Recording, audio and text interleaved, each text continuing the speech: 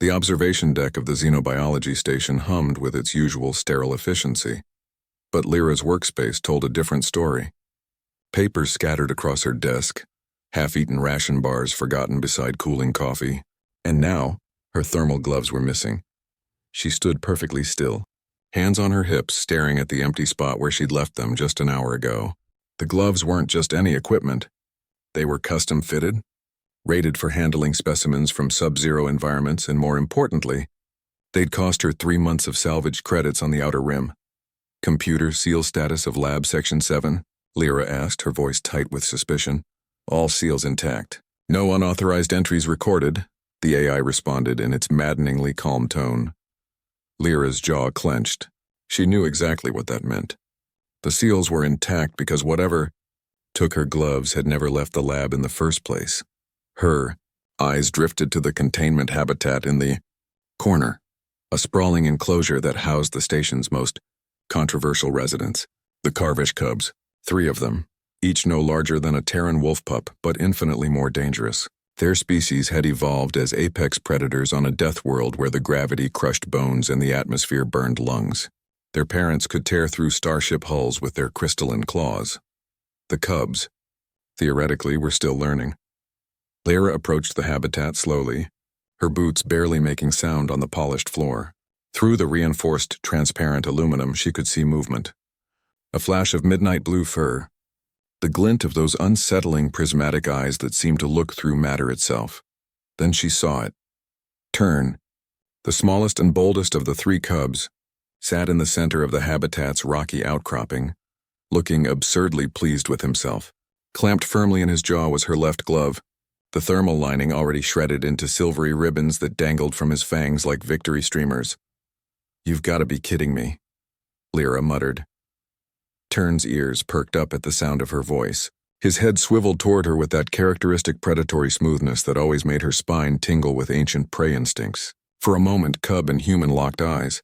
Then, as if to assert dominance over his prize, Turn bit down harder and shook his head violently, sending pieces of insulation scattering across the habitat floor. The other 2 cubs emerged from their hiding spots, curious about their brother's trophy.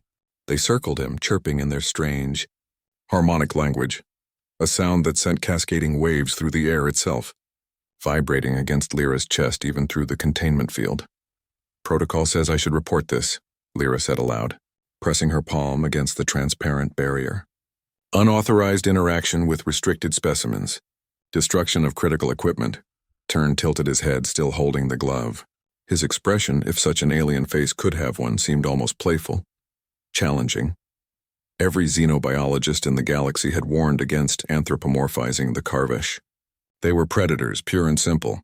Their species had nearly gone extinct because they'd hunted every other sentient species on their homeworld to extinction before developing space travel.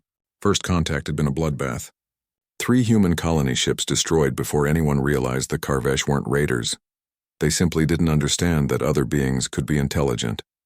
The cubs represented something unprecedented. A chance to raise Carvish from birth in a multi-species environment. To teach them that the universe held friends, not just prey. That experiment was Lyra's responsibility. Hers alone because she'd been the only xenobiologist crazy enough to volunteer. "You think you're clever, don't you?" Lyra said, her anger softening despite herself. She pulled up the habitat interface on her wrist console. "Computer, what's the cubs' enrichment schedule for today?" "Environmental stimulation completed at 600 hours. Next scheduled activity in 4 hours. 4 hours. The cubs were bored, and bored predators were destructive predators. The gloves hadn't been stolen out of malice. They'd been appropriated out of desperate need for entertainment. Lyra sighed and accessed her personal locker. Inside, she found her backup gloves, older and less effective, but functional. She also grabbed 3 protein synthesizers from the emergency supplies, shaped like small cylinders. They could be programmed to release treats on a timed basis. "All right, you win this round," she said, initializing the habitat's interaction airlock.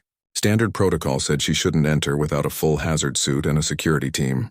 Standard protocol also said the cubs should have been euthanized the moment their parents attacked that mining station. Lyra had never been good at following protocols. The airlock hissed open. Immediately, all 3 cubs oriented toward her. their bodies lowering into hunting crouches. Evolutionary instinct, pure and simple. Humans smelled like prey, moved like prey, were prey by every measure that mattered to a Carvish's ancient hindbrain. But Lyra had raised these cubs from eggs. She'd been the first thing they saw when they hatched. She'd fed them, cleaned their waste, treated their injuries. She'd sung them human lullabies in a language they couldn't understand but seemed to find soothing. "Turn," she said firmly, making eye contact with the cub. "Drop it." The cub's pupils dilated, processing. The universal translator on Lyra's collar wouldn't work on cubs this young. They hadn't developed language yet. But tone was universal. Authority was universal. Turn's jaw relaxed. The mangled glove fell to the ground.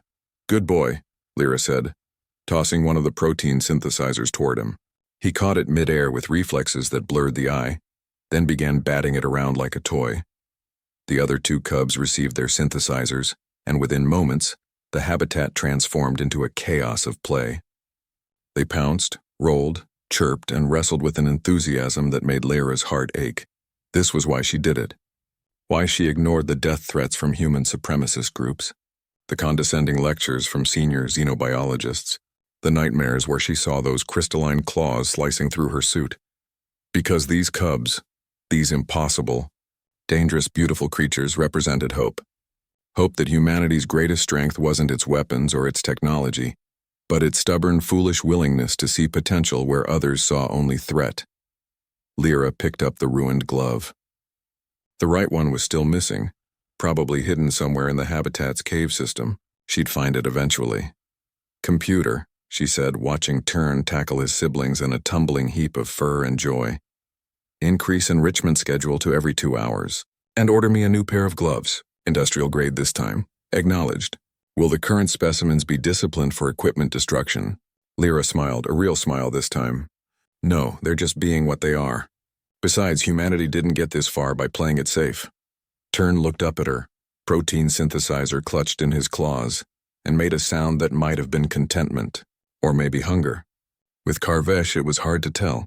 Either way, Lyra thought it was a start.